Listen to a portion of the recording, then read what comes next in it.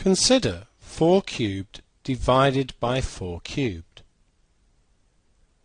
We have the second index law, which states that a to the m divided by a to the n is equal to a to the m minus n.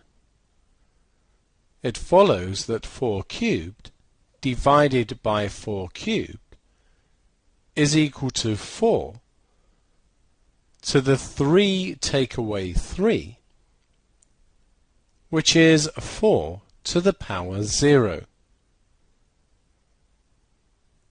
It's also true that if we take any number at all and divide it by itself, for example 8 divided by 8, then we get 1.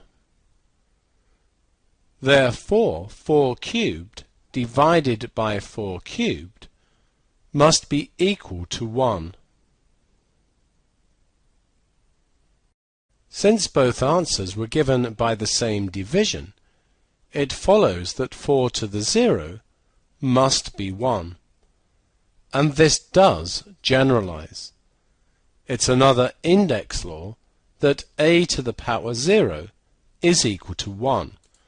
And this one is something of a favorite, both in tests that teachers give and in GCSE exams.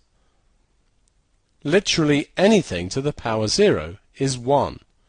So 5 to the 0 is 1. 6 to the 0 is 1. 4.2 to the 0 is 1. And even 1 million, if raised to the power 0, gives 1.